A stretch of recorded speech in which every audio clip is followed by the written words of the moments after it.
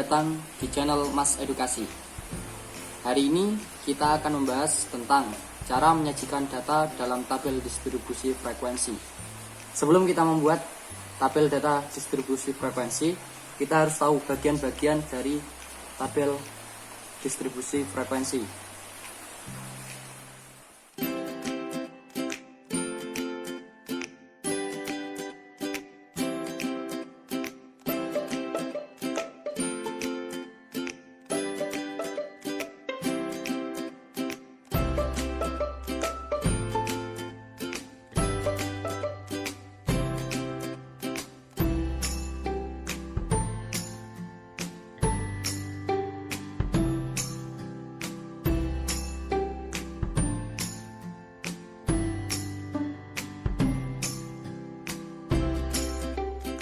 Bagian-bagian tabel distribusi frekuensi.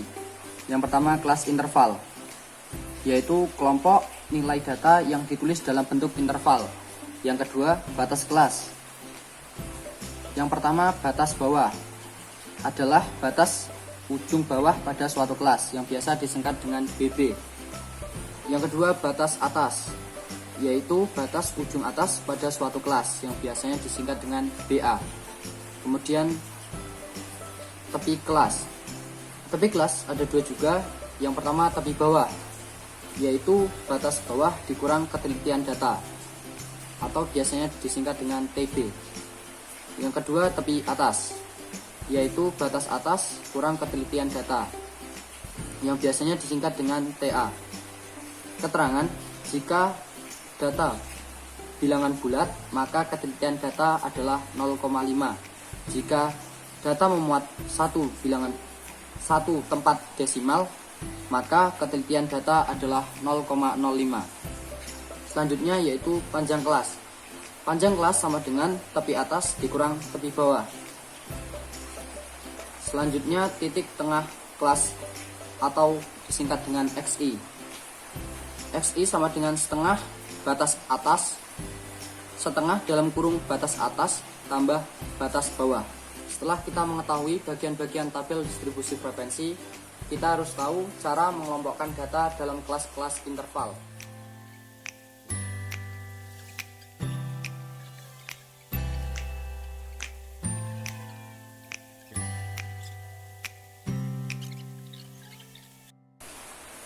Cara mengelompokkan data dalam kelas-kelas interval. Yang pertama, kita harus menentukan jangkauan atau biasa disingkat dengan J.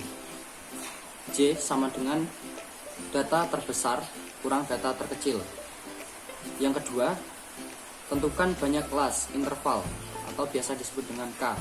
K sama dengan 1 tambah 3,3 log N atau banyaknya data. Yang ketiga, tentukan panjang kelas yang disingkat dengan P. P sama dengan jangkauan dibagi dengan banyak kelas. Setelah kita tahu bagian-bagian dan cara mengelompokkan tabel distribusi frekuensi, kita masuk ke contoh soalnya. Diketahui data sebagai berikut. Ini ada 40 data seperti yang kita lihat. Kemudian pertanyaannya, buatlah data distribusi frekuensi. Yang pertama, kita harus menentukan jangkauan atau J.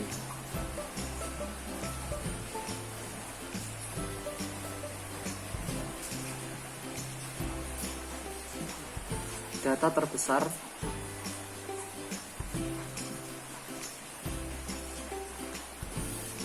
dikurang data terkecil.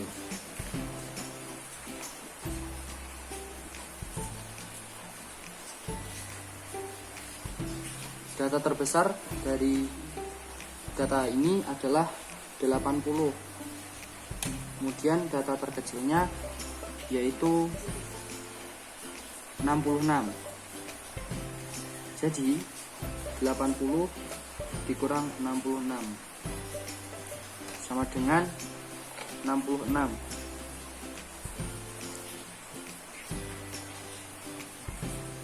Sama dengan 14. Kemudian kita tentukan kelas interval atau K. 1 ditambah 3,3 log n atau log jumlah data, yaitu 40, sama dengan 1 tambah 3,3 kali log 40,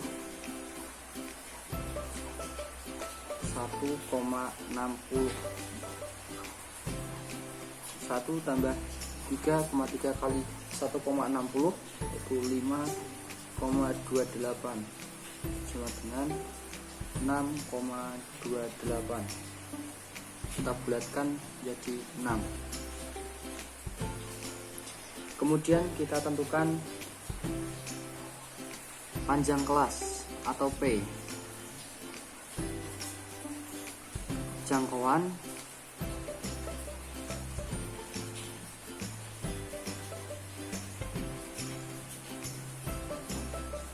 dibagi K atau banyak kelas interval. 14 dibagi 6 sama dengan 2,33. Ini bisa kita bulatkan ke atas dan bisa kita bulatkan ke bawah. Kita bulatkan ke atas menjadi 3. Setelah itu kita masukkan ke dalam tabel. Itu yang pertama, ini adalah interval.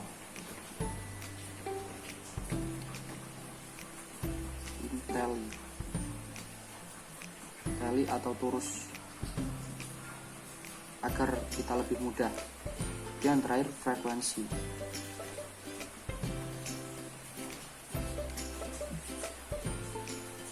Intervalnya kita buat 6 ke bawah, berarti di sini kita tulis 65 sampai 67 saja karena panjang kelasnya 3.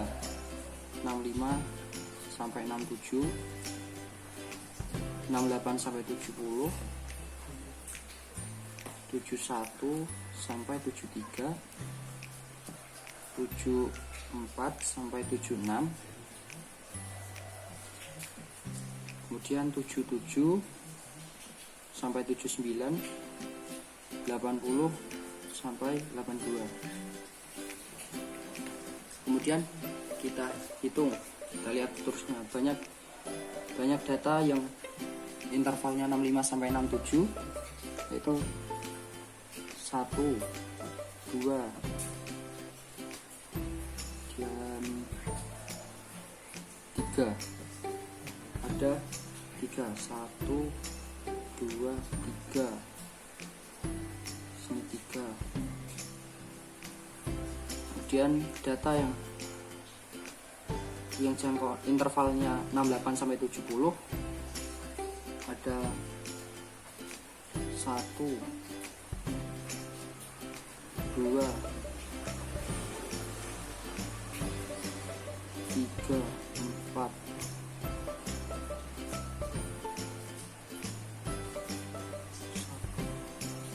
5. Ada 5, 1, 2, 3, 4, 5. 5, frekuensinya 5. Kemudian yang data intervalnya 71 sampai 73 ada 1, 2, 3, 4, 5, 6, 7, 8, 9, 10, 11, 12. 1, 2, 3, 4, 5, 6, 7, 8, 9, 10, 11, 12 frekuensinya. Kemudian data yang intervalnya 74 sampai 76. Jadi ada 75, 74, 3, 4, 5, 6, 7, 8, 9, 10, 11, 12, 13. Ada yang ketinggalan? 14. ada 14. 1 2 3 4 5 6 7 8 9 10 11 12 13 14. Frekuensinya 14. Kemudian data yang 77 sampai 79 ada 78, 1, kemudian 2, 3, 4, ada 4, 1, 2, 3, 4. Kemudian yang data yang intervalnya 80 sampai 82 ada 80, 1, 2, sudah tidak ada, berarti hanya 2. Ini tadi 4, ini 2. Inilah dia tabel data distribusi frekuensi atau cara membuat data distribusi frekuensi.